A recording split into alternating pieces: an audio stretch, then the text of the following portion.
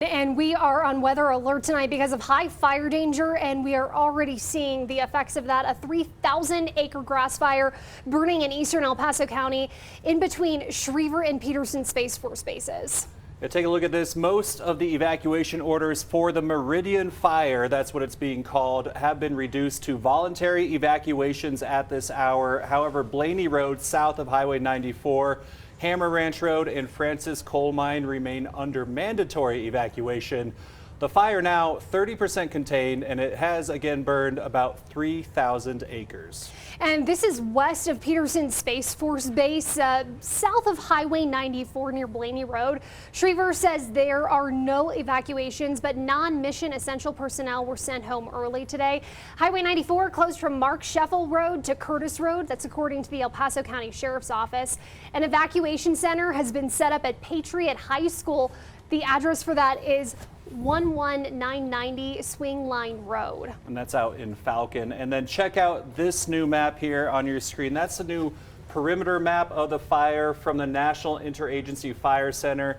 It shows the perimeter of the fire based on aerial mapping, which is more accurate, showing that the fire burning west of Schriever, generally south of Highway 94. Again, about 3,000 acres now at that latest update.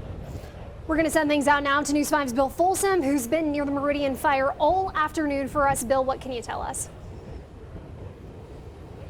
Boy, it has been an intense afternoon out here with a lot of information coming as you were just relaying in the last few minutes, so we're trying to stay on top of it. There is still a lot going on out here. Even with that good news of a 30% containment, they've really needed that trying to keep up with the fire front out here. We are at that Blaney Road area just south of Highway 94. In fact, if you look this way, that's Highway 94 down there. And that's where the fire was pushing this afternoon. The wind has changed directions multiple times, and that's really been a challenge for firefighters. There is still some wind out here, but it has started to let up, and that is a big positive. This direction is the east side of the fire, and you can see the air clearing from the smoke, and that's what they want to see. But take a look at this video from the early stages of the fire. This is south and west of Blaney Road. We saw smoke, and then suddenly wind and some huge flames were coming over the hillside towards us. In fact, we had to hop in the truck and get out of the way. Those flames were going toward homes on property that had livestock, and we were watching people running to get their personal items and also dealing with the spooked animals, people driving by us. And I said, "What's it looking like over there?" They're like, "You want to get out of here now." And that is a good thing, as you saw those flames, how fast they were being pushed. The wind at that point was heading north to Highway 94, it then shifted and jumped Blaney Road and headed east. There's been 100 firefighters from nearly 25 agencies here today. Their challenge has been keeping up with all the shifts of the fire. Obviously, this was a very fast-moving fire that started further south and moved pretty quickly. So getting the amount of resources we've had to kind of try to trap it in those road areas has been beneficial. But with how fast the winds have moved, how they've changed, obviously, you guys have noticed the change in the smoke has gone from away from the city to the city. It's been very difficult to navigate and get people in the right position. And back here live, let's show you what's been happening. So that's 94.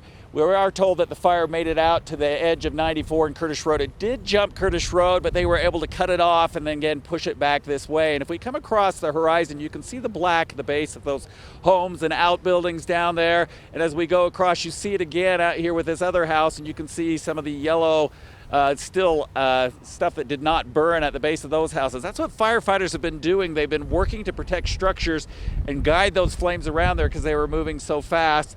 And across this way, there's another area where there's some protected structures, but there was also some black smoke, which tells us there were structures that did burn. We were confirmed just a few minutes ago that they had 3 structures burn. That's the bad news. The positive is all the buildings that burned, they were outbuildings. They were not homes that burned. So no one was injured as well. So that's good.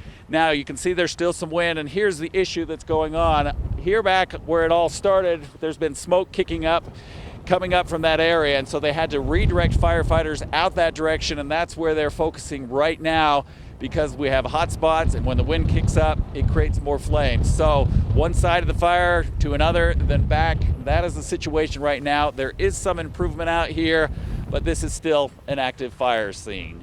Out in eastern El Paso County, Bill Folsom, News 5.